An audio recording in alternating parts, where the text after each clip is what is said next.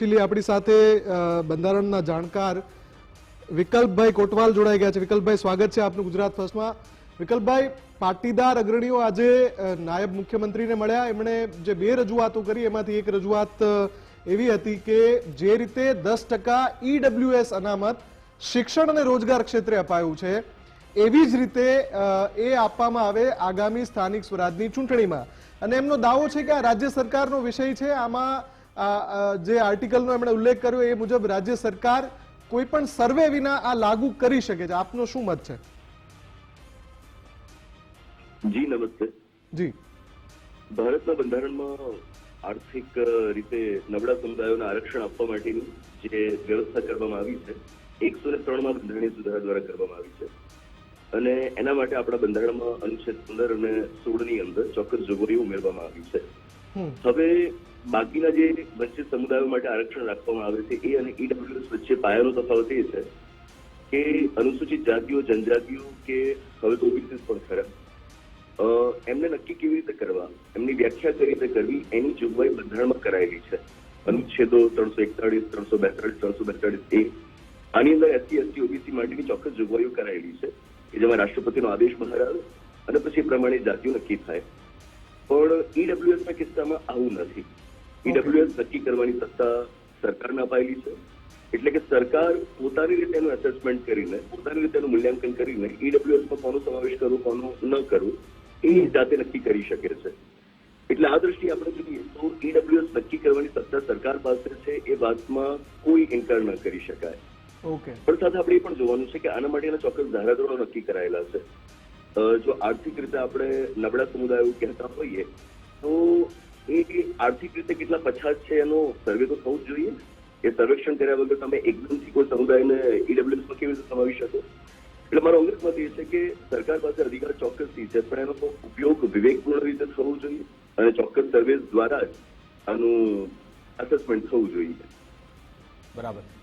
સ્થાનિક સ્વરાજ્યની ચૂંટણીમાં આ રજૂઆત થઈ રહી છે તો શું આપ, ચલો માની લો સરકાર આ બાબતે પોઝિટિવ હોય, શું સરકાર સામે કોઈ પડકાર છે ખરા એ ઈડબ્લ્યુએસ અનામત સ્થાનિક સ્વરાજ્યમાં અમલ કરાવવા માટે? પડકારની દ્રષ્ટિએ જો જોઈએ તો હું એમ માનીશ કે ભારતના બંધારણના ભાગ 9 અને 9A માં સ્થાનિક સ્વરાજ માટેની જે જોગવાઈઓ છે, જો હવે તમારે એની ચૂંટણીઓમાં આરક્ષણ લાવવું હોય તો બંધારણમાં સુધારો કરવો પડશે।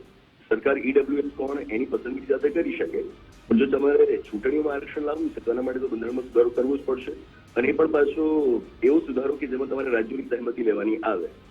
કારણ કે અત્યારે સ્થાનિક સ્વરાજની ચૂંટણીઓમાં જેમના પણ માટે આરક્ષણ છે એ એસસી, એસટી હોય તો એના માટેની જોગવાઈ બંધારણમાં કરાયેલી છે, ઓબીસી હોય તો એના માટેની જોગવાઈ પણ બંધારણમાં કરાયેલી છે। હવે ઈડબ્લ્યુએસ માટેની કોઈ જોગવાઈ નથી। મહિલાઓ માટેના આરક્ષણની જોગવાઈઓ પણ ભાગ 9 અને 9A માં છે। હવે ઈડબ્લ્યુએસ માટે જો આરક્ષણની વ્યવસ્થા કરવી હોય તો આદર્શ રીતે તો ભાગ 9 અને 9A માં સુધારા કરવા પડે અને જેમ કે આ રાજ્ય સૂચિમાંનો વિષય છે તો તમારે રાજ્યની મંજૂરી પણ આ માટે લેવાની થાય। ઓકે। અને હવે આ પ્રેમ લગ્ન પર આવી છે કે એ પણ રજૂઆત આજે કરવામાં આવી છે કે લગ્નની નોંધણી થાય છે એમાં થોડા સુધારા કરવા જરૂરી છે કે જેમાં જે દીકરી રહે છે એ જ એરિયાના એડ્રેસ પર, એટલે કે આધાર કાર્ડના એડ્રેસના આધારે ત્યાં નોંધણી થાય, સાક્ષીઓ આવે છે એની પણ અમુક ઉંમર હોવી જોઈએ, ઘણી બધી રજૂઆત છે, એને લઈ શું કહેશો આપ? એ રજૂઆતો વિશે મેં હમણાં જ વાંચ્યું। મારો અંગત મત એ છે કે આ બિનજરૂરી છે। બિનજરૂરી એટલા માટે કે કોઈ પણ વ્યક્તિને જયારે એક વયસ્કતા ધારણ કરે છે પછી એની પાસે પૂરો અધિકાર હોય કે પોતાની પસંદગીના પાત્ર સાથે લગ્ન કરી શકે, જેની સાથે તમારે આખું જીવન ગુજારવાનું છે। જીવન સાથીની પસંદગી જો તમે જાતે નથી કરી શકતા તો એનાથી મોટી લાચારી બીજી તમારા જીવનની કઈ હોઈ શકે? બરાબર। તો આ બધી બાબતોને હું બિનજરૂરી માનું છું। ભારતના બંધારણના અનુચ્છેદ 21માં આપણને જીવનનો અધિકાર આપવામાં આવેલું છે અને સુપ્રીમ કોર્ટે વારંવાર વાત દોહરાવેલી છે કે આ કોઈ સામાન્ય જીવનની વાત નથી, આ ગરિમાપૂર્ણ જીવનની વાત છે, ડિગ્નિફાઈડ લાઈફની વાત છે। અને જો મારે મારું જીવન ગરિમાપૂર્ણ રીતે જીવવું હોય તો જરૂરી છે કે મારા જીવનના નિર્ણયો હું જાતે લઈ શકતો હોવો જોઈએ। તો એટલે જ સુપ્રીમ કોર્ટે કહેલું છે કે પોતાની પસંદગીના પાત્ર સાથે લગ્ન કરવા એ ભારતના બંધારણના અનુચ્છેદ 21 હેઠળનો જ એક અધિકાર છે।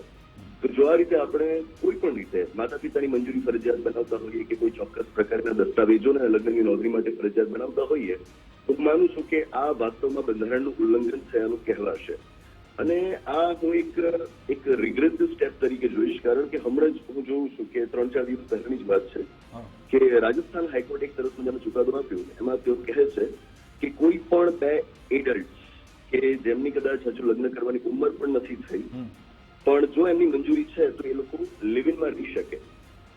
રાજસ્થાન હાઈકોર્ટ કહે છે કે બે નહીં સાહેબ, એ વાત સાથે સહમત, પણ અહીંયા રજૂઆત એ થઈ રહી છે કે જે રજીસ્ટ્રેશન થાય છે એમાં ખોટા ડોક્યુમેન્ટનો ઉપયોગ કરીને છોકરીને ભોળાવવામાં આવતી હોય છે. હમણાં એ પંચમહાલનું એ ઉદાહરણ આપી રહ્યા છે કે જ્યાં કણજી પાણી જે જગ્યા છે ત્યાં દીકરી 14 નવેમ્બરથી ગાયબ થઈ જાય છે, પછી અચાનક ખબર પડે છે એના લગ્ન થઈ ગયા, પરંતુ એ ખોટા ડોક્યુમેન્ટના આધારે લગ્ન થાય છે. પ્રેમ લગ્ન બતાવ્યા પણ ડોક્યુમેન્ટ ખોટા હતા. આવા કિસ્સામાં પછી છોકરીને ભોળવી એના માતા પિતાને પણ ટોર્ચરિંગ કરાતું હોય છે, એમની પાસેથી પણ પૈસા લેવાનો કારસો રચાતો હોય છે. એ રજૂઆત થઈ રહી છે કે એટલા માટે રજીસ્ટ્રેશનમાં થોડો સુધારો થાય. એમાં કોઈ સ્કોપ છે ખરા? આ પ્રકારના રજીસ્ટ્રેશન માટે ડોક્યુમેન્ટ્સ માંગવાની વ્યવસ્થા ઓલરેડી બીજા રાજ્યોમાં થયેલી છે. જેમ કે હું આપને વાત કરું, ઉત્તર પ્રદેશમાં આવી વ્યવસ્થા કરાયેલી છે, અને જો હું ખોટું ન હોઉં તો થોડાક વર્ષો પહેલા તમિલનાડુની અંદર પણ આવી વ્યવસ્થા કરવામાં આવી હતી. પણ આ વ્યવસ્થાથી અલ્ટિમેટલી થાય છે શું કે તમે આવા 2-4 કિસ્સાઓને ટાંકીને એને રોકવા માટે માતા પિતાનું આધાર કાર્ડ હોય કે એમની બીજી કોઈ ઓળખ હોય એને ફરજિયાત બનાવો લગ્ન માટે. છેવટે પછી જ્યાં પ્રેમ લગ્ન કરવાના હોય એમાં બાધા ઉભી થતી હોય છે. આપણે જાણીએ છીએ કે આપણે ત્યાં પસંદગીના પાત્રો સાથે લગ્ન કરવામાં સૌથી મોટી બાધા આવતી હોય તો એ ધર્મ અને જાતિ છે. તો જ્યારે તમે આ દસ્તાવેજનો ફરજિયાત બનાવો છો, પેલા એકલ દોકલ અમુક જે પ્રસંગો છે એને અટકાવવાનો હેતુ નથી રહેલો હતો, વ્યાપક રીતે પ્રેમને અટકાવવાનો હેતુ અહીંયા આગળ રહેલો હોય છે. એટલા માટે હું માનું છું કે પેલાનો સહારો લઈને આપણે આ વાતને ન જોડવી જોઈએ એની સાથે. બિલકુલ બિલકુલ. આભાર વિકલ્પજી, અમારી સાથે જોડાવા બદલ, વાતચીત કરવા બદલ.